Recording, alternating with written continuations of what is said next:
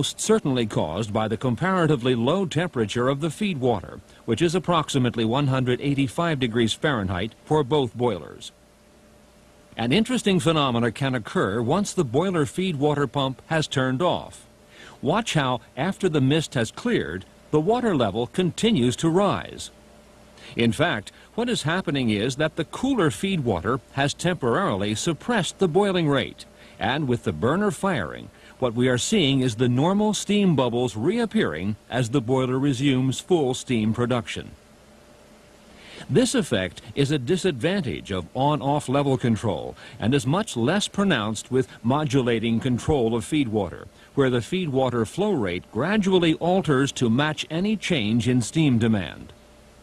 A similar effect can be seen in boiler A, though the rise in level is not as pronounced due to the oversized shell. If we now increase the steam demand, the water level will rise. Observe first boiler A.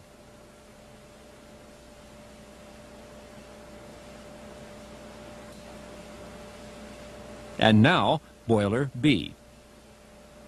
This rise in level is caused by the drop in boiler pressure and flashing of the boiler water into steam as the demand increases. The bubbles of steam expand under the reduced pressure, causing a rise in level which is not always apparent in the sight glass or inside the protection tube, both of which contain water without steam bubbles. If the steam demand is increased beyond the limit of the boiler's maximum steam generation rate, the effect can be spectacular as well as potentially dangerous. If water is allowed to carry over with steam and accumulate in the steam main, it can cause severe damage to valves and fittings through water hammer and could even cause injury to personnel. Impurities in the water can also cause contamination of the steam main, control valves, heat exchangers, and steam traps. We have seen how the water level rises in a boiler when the load is increased. This is often referred to as swell. It is, however, not uncommon for a boiler to shut down when overloaded due to the water condition. In order to explain this apparently contradictory phenomena, we will slightly overload boiler B for a short period and observe the effect. Within a few seconds, the water level rises to the extent that water begins to be drawn into the steam takeoff. As soon as the high demand for steam moderates, the water level drops and the low water cutoff turns off the burner. A sustained high steam demand can result in the tripping of the low water and auxiliary low water cutoffs while that demand is still present. In a moment, you will see boiler B being put on load to create a steam demand of 6,600 pounds per hour, which is 15% above its maximum rated output. See what happens only a few seconds after the vent is opened.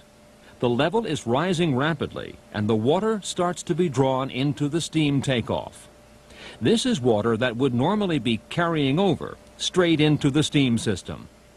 Now the water level is so high that it has obscured the camera port, yet the level in the gauge glass is starting to drop. The indicated water level is still dropping, though the viewport is still obscured. The low water alarm has now sounded. Although the level in the boiler is quite obviously too high and carryover is occurring, the water at the top of the boiler consists mainly of steam bubbles, and the level probes, being in the protection tube, is measuring virtually bubble-free water. The sight glass is also giving us a similar indication of the water level. As soon as the burner shuts down, the level of this bubbles-charged water drops very rapidly, so much in fact that it exposes the stay bars in the boiler. Both low and auxiliary low water alarms are now on. The presence of vapor indicates that the feed pump is operating and that normal conditions are being restored. Boiler B was allowed to operate with the TDS control disabled until a TDS of 5,600 ppm was reached. The normal operating TDS for this boiler is 3,000 ppm. We can see immediately that the appearance of the boiler water has changed.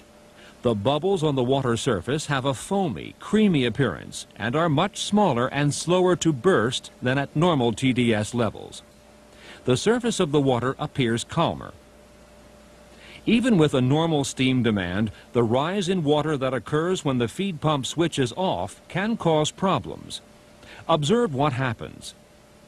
Within seconds, the water level has risen to the extent that foam is being drawn into the steam nozzle, causing wet steam. Boiler pressure is a fairly normal 115 psi at this point. So even with a moderate steam demand, badly controlled TDS can cause foaming, leading to carryover and wet steam.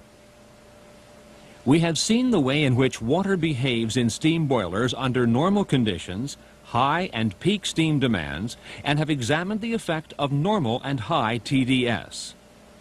We hope we have also demonstrated just how important it is to have precise, accurate level controls and alarms, as well as providing a system to control the level of total dissolved solids as closely as possible to the boiler manufacturer's recommended level. Spirax-Sarco's team of boiler control specialists provide the knowledge, service, and products to ensure efficient and safe boiler operation in the United States and worldwide.